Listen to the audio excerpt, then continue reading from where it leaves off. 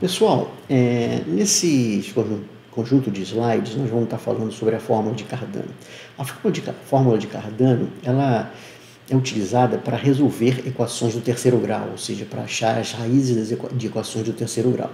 E ela foi desenvolvida no século XVI, lá em 1500 e alguma coisa, okay? Por três matemáticos italianos. Embora ela leve o nome de fórmula de Cardano, mas é porque o Cardano foi o matemático que publicou ela, num trabalho dele muito importante chamado Ars Magna. Mas, como nós vamos ver aí ao longo da apresentação, na verdade existem três matemáticos italianos envolvidos no desenvolvimento da fórmula de Cardano, que são o Scipione dal Ferro, o Niccolo Fontana, também conhecido como Tartaglia, e o próprio Girolamo Cardano. Okay?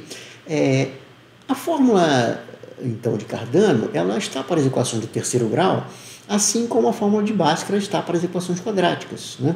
Porém, a fórmula de Bhaskara foi desenvolvida bem antes da fórmula de Cardano. Ela já era conhecida bem antes e foi desenvolvida por matemáticos indianos. A mesma coisa, não exatamente pelo Bhaskara. O Bhaskara, na verdade, foi o matemático indiano que publicou a fórmula, mas, na verdade, o desenvolvimento parece ter sido... Os registros históricos dizem que, na verdade, a fórmula de Bhaskara foi desenvolvida anteriormente ao Bhaskara, né? E nós vamos começar a nossa apresentação falando exatamente das equações quadráticas, ok? Vamos ver agora, em seguida, então, como é que vai ser um sumáriozinho, né, da sequência da nossa apresentação, ok?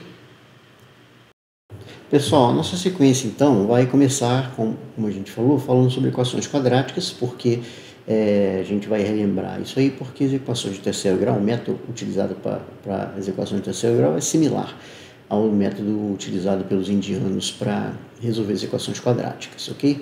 Então a gente vai começar falando sobre o método utilizado para resolver as equações quadráticas, que é o que a gente chamou aqui de completamento do quadrado. A gente vai entender por que completamento do quadrado. Não sei nem se essa palavra completamento existe em português, por isso eu coloquei ali entre aspas. Depois nós vamos dar uma interpretação gráfica para esse método de completar o quadrado. Depois nós vamos passar para as equações de terceiro grau. A gente vai contar aquela historinha ali de como é que o Del Ferro, o Tartaglia e o Cardano se envolveram com essa fórmula de Cardano, né, que é a fórmula para resolver as equações de terceiro grau. Nós vamos apresentar o método como a forma algébrica dele, né, desse método, que é similar ao que foi apresentado nas equações quadráticas. Depois nós vamos também mostrar a interpretação gráfica, né, do método do Cardano, da fórmula de Cardano.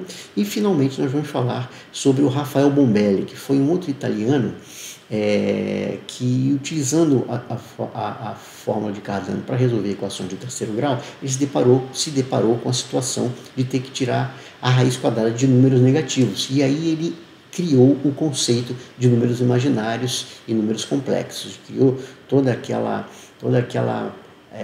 álgebra dos números complexos, ok? Vou citar isso aí historicamente, só rapidamente, no final, para lembrar que foi, na verdade, o Rafael Bombelli, que criou os números imaginários, porque nós, no ensino médio, geralmente os professores usam a própria fórmula de Bhaskara para nos apresentar o conceito de números complexos, porque na fórmula de Bhaskara também pode acontecer essa situação de você se deparar com a raiz quadrada de um número negativo. Porém, historicamente, os indianos, quando criaram a equação criaram a fórmula de Bhaskara, quando resolviam uma equação do segundo grau que se deparavam com um delta negativo, né, na fórmula de Bhaskara, eles simplesmente diziam que aquela equação do segundo grau não tinha solução, e ponto final, né? O Bombelli, depois, no século XVI, é que criou o conceito de números complexos. Ok, pessoal? Bom, então vamos aqui seguir na nossa apresentação, mostrando o método para resolução de equações quadráticas pelo método completamento do quadrado. Bom, pessoal, vamos começar então com uma equação do segundo grau no formato padrão, né? Ax ao quadrado mais bx mais c igual a zero, né? A ideia que os indianos tiveram foi o seguinte: transformar isso aqui, ou o lado esquerdo dessa equação, né, num quadrado perfeito, uma coisa do tipo x mais m ao quadrado, igual a A. Esse A aí vai ser uma constante que vai aparecer, né, naturalmente. Por quê? Porque para transformar essa equação no formato padrão numa equação na forma de um quadrado perfeito, nós vamos fazer isso através de operações algébricas. Nós vamos operar, né, fazer operações algébricas do tipo multiplicar os dois lados da igualdade por um número, ou somar ou subtrair os dois lados, né, o mesmo número, a mesma constante nos dois lados. São operações algébricas que não alteram a solução da equação, né? Então, vamos começar primeiro fazendo o seguinte, lembrando que x mais m ao quadrado, se a gente operar, né, esse produto notável, equivale a x ao quadrado mais 2mx mais m ao quadrado igual a A, ok? Então, na verdade, as operações algébricas que nós vamos fazer vão, na verdade, transformar esse lado esquerdo da equação do formato padrão numa equação desse tipo aqui, x ao quadrado mais 2mx mais m ao quadrado igual a A, ok? Vamos ver então quem é esse m e quem é esse A, né? Que a gente vai descobrir quem são essas constantes m e a ao longo do processo, ok? Bom, a primeira coisa que nós vamos fazer é o seguinte: nós vamos somar, né, ou subtrair, na verdade, esse c dos dois lados da igualdade para sumir com esse c do lado esquerdo. Então a gente vai ficar com ax ao quadrado mais bx igual a menos c. Segunda coisa, esse a aqui, ó, ele está me atrapalhando aqui, né? Porque na verdade eu quero chegar nessa forma, x ao quadrado mais 2mx mais m ao quadrado. Então o coeficiente eu preciso que o coeficiente do termo do segundo grau seja igual a 1. Para obter isso aí, o que eu faço? Divido, né, os dois lados da minha igualdade por a, né? Vou ficar com x ao quadrado mais b sobre ax igual a menos c sobre a, ok? Agora, se eu olhar para esse lado esquerdo aqui, né, dessa igualdade, e esse lado esquerdo, a gente vai ver que o termo do primeiro grau, né, que tem que ser igual a 2m vezes x, ele é igual a b sobre a vezes x. Então, isso aqui já me dá, né, imediatamente o valor de m.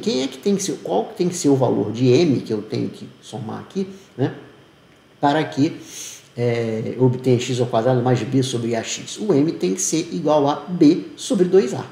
Ok? Se 2m é igual a b sobre a, então m é igual a b sobre 2a. Então, para que esse lado esquerdo fique igual a esse aqui, eu tenho que somar uma constante que vai ser igual a m ao quadrado, ou seja, b sobre 2a ao quadrado. Então, se eu somar o b sobre 2a ao quadrado aqui, do lado esquerdo e do lado direito da igualdade, eu vou obter x ao quadrado mais b sobre ax mais o b sobre 2a ao quadrado igual a b sobre 2a ao quadrado menos c sobre a. Agora, ó, este trinômio do segundo grau aqui, né, está exatamente nesse formato. Ó, x ao quadrado mais b sobre ax mais o m ao quadrado. Né? B sobre a é igual ao m. Né? E do lado direito, ó, naturalmente, como eu tinha falado antes, aparece quem tem que ser a constante A grande, né? A constante A maiúscula aqui é b sobre 2a ao quadrado menos c sobre a. Ou seja, nós agora podemos reescrever, né, a nossa equação original no formato x mais b sobre a ao quadrado igual a b sobre 2a ao quadrado menos c sobre a. Ok? Bom, agora ficou fácil de resolver, né? Ou seja, os indianos conseguiram o que eles queriam, né? Se eu extrair a raiz quadrada em ambos os lados do sinal de igualdade, eu fico com x mais b sobre 2a igual a mais ou menos raiz de b sobre 2a ao quadrado menos c sobre a. Passando agora o b sobre 2a para o lado direito, né, eu fico com x igual a menos b sobre 2a igual a mais ou menos raiz de b sobre 2a ao quadrado menos c sobre a. Se eu operar agora aqui esse b sobre 2a ao quadrado, eu fico com b ao quadrado sobre 4 ao quadrado menos c sobre a.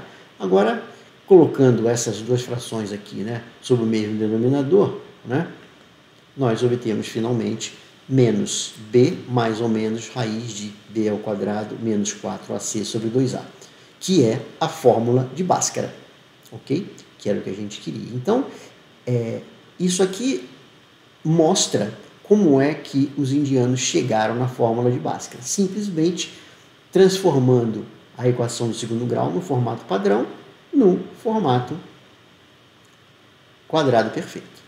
Ok, pessoal? Assim que eles fizeram. Agora, em seguida, nós vamos, como prometido anteriormente, dar uma interpretação gráfica disso aqui. Né? Qual é a interpretação gráfica que se pode dar a essas operações algébricas, né? Ou seja, a essa operação algébrica de transformar a equação no formato padrão numa equação do tipo x mais m ao quadrado igual a. Né? Como é que a gente pode interpretar isso graficamente? É isso que a gente vai ver agora. Bom, pessoal, vamos ver aqui como é que a gente vai fazer um paralelo, né, ou uma interpretação gráfica daquelas nossas operações algébricas que nós fizemos para resolver equações quadráticas. Tá?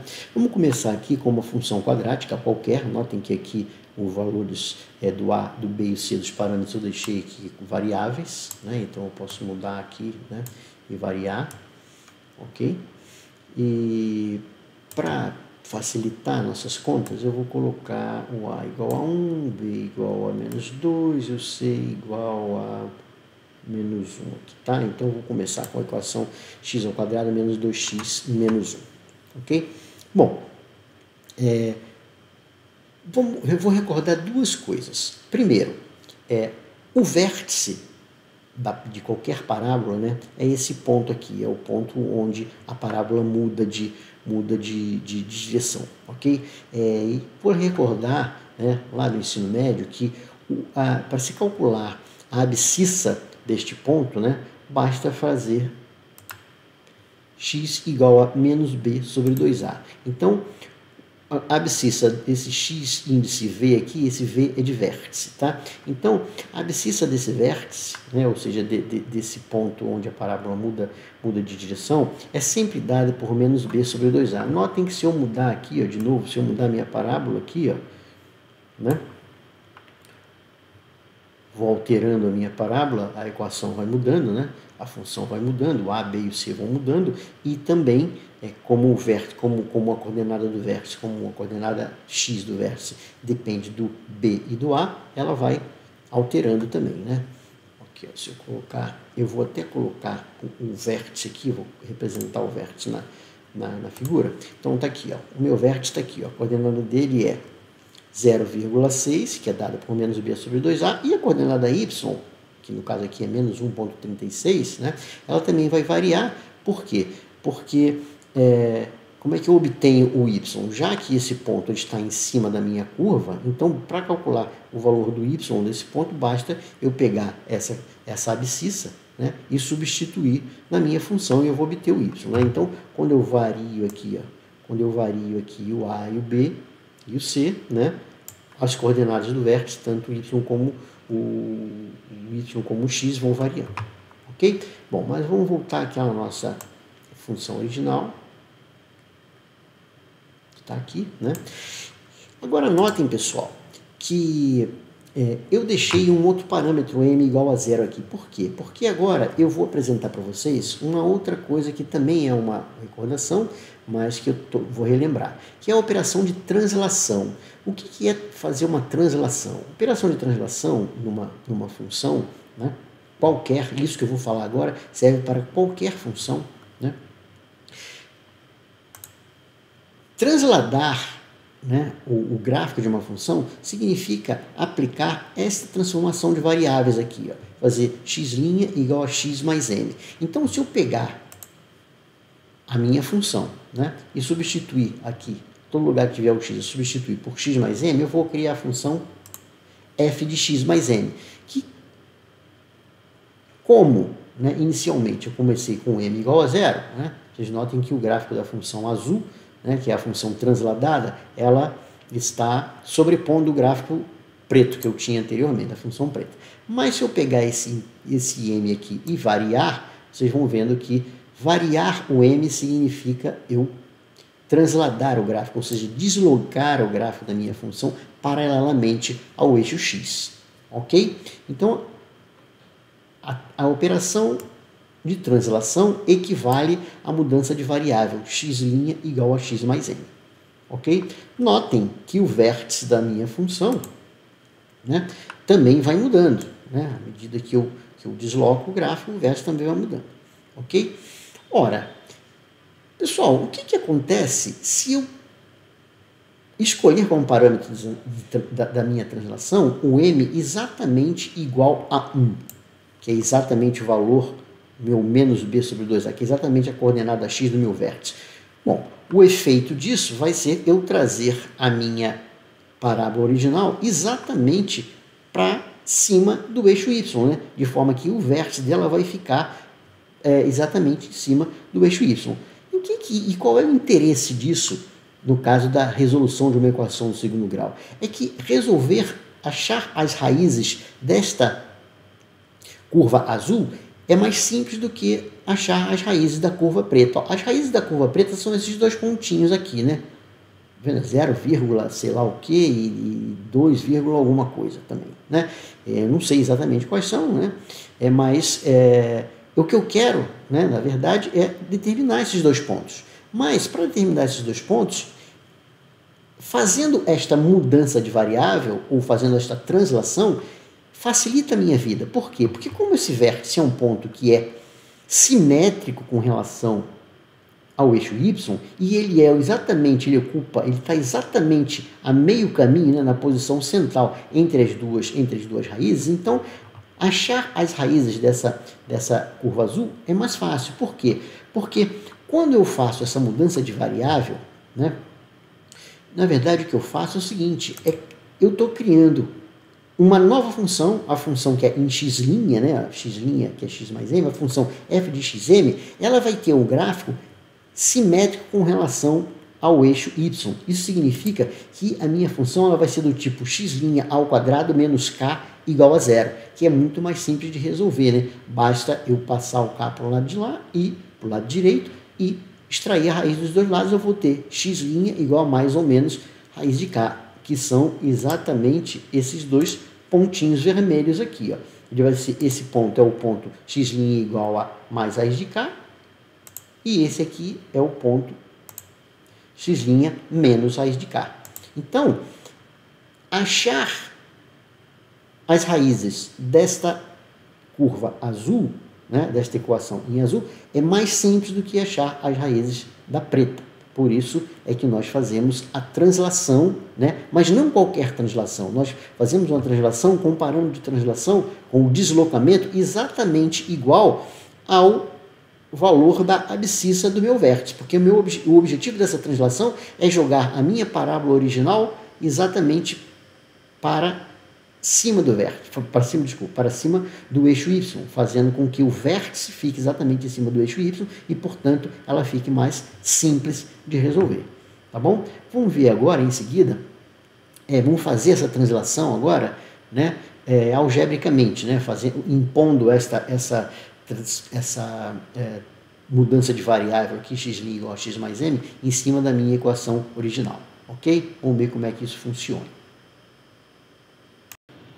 Bom, pessoal, vamos então fazer agora a translação, ou seja, aquela mudança de variável x' igual a x mais m, ok? Que a gente acabou de ver graficamente, né? Bom, eu começo com a forma padrão da minha equação de segundo grau, ax2 mais bx mais c igual a 0, ok?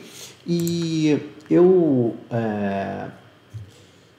sei que o meu método, né, eu faço aquela translação, como nós acabamos de ver, o objetivo da translação é deslocar o gráfico da minha parábola, né, de modo que ela fique simétrica ao eixo y, né? Isso equivale a transformar a minha equação original, né, numa equação do tipo x' ao quadrado menos k igual a 0. Notem, pessoal, que essa equação original é uma equação cuja variável é x, né? E depois que eu faço a mudança de variável, x' igual a x mais m, né? Agora a minha função nova, né, é uma função em x', é uma outra variável, tá certo? A relação entre essas duas variáveis algébrica é que x' é igual a x mais m. Né? Mas a equação, a equação original, ela fica do tipo x' ao quadrado menos k igual a 0, ok? Isso aqui, esse formato significa que o gráfico desse tipo de função aqui, o gráfico dessa parábola é simétrico em relação ao eixo y, tá ok? Bom, como a gente acabou de falar, isso equivale a realizar uma translação da parábola para tornar ela simétrica, né, em relação ao eixo y.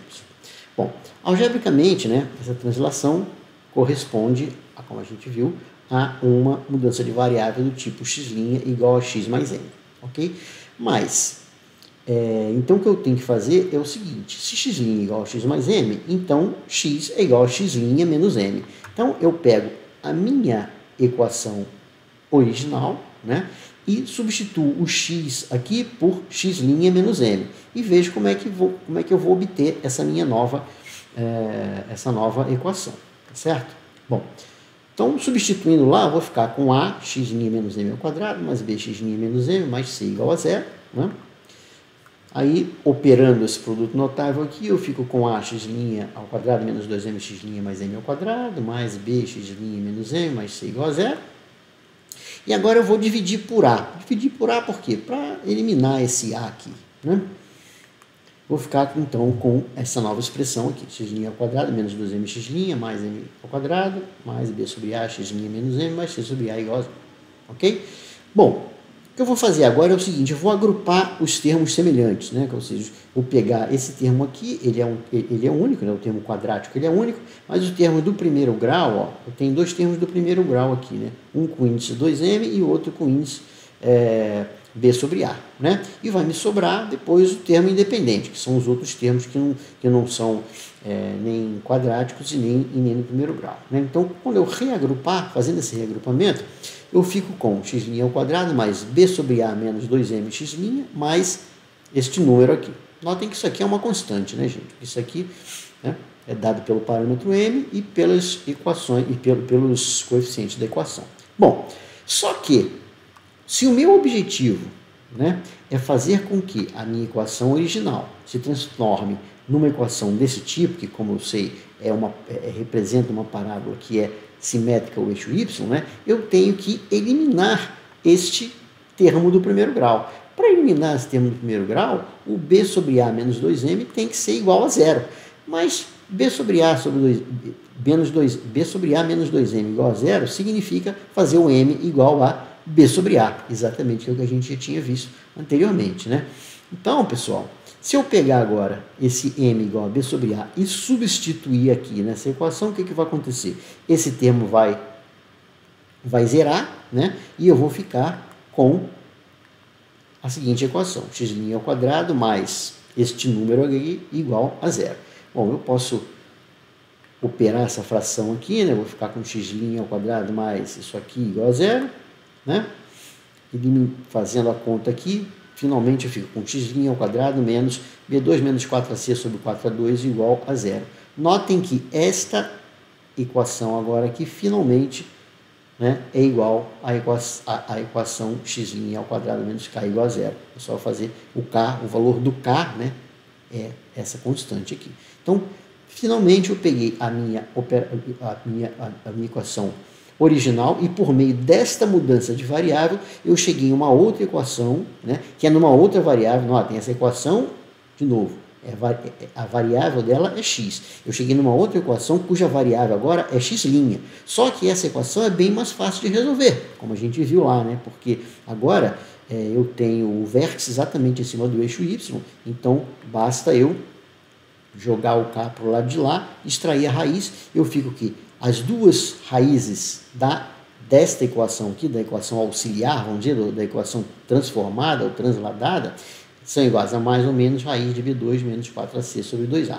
Bom, mas a gente sabe que se eu tenho x', para eu voltar para o m, basta eu fazer x' menos m, né? Porque x' é igual a x mais m, então x igual a x' menos m.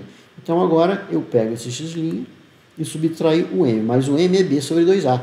Então, fico finalmente que o x é igual a menos b sobre 2a, mais ou menos raiz de b2 menos 4ac sobre 2a. Ó, que surpresa! Bhaskara de novo, né? Ou seja, isso aqui, então, é uma outra forma de se deduzir a fórmula de Bhaskara, né, através do método da translação. Nós já tínhamos visto como é que fazia isso completando o quadrado e agora através do método da translação. As duas coisas são equivalentes. Pessoal, isso vai ser muito importante manter essa metodologia na cabeça, porque essa metodologia é totalmente similar à metodologia que foi usada no século XVI pelos italianos para resolver as equações do terceiro grau, ok? E obter a fórmula de Cardano. Tá bom, pessoal? Que é o que a gente vai ver agora a seguir.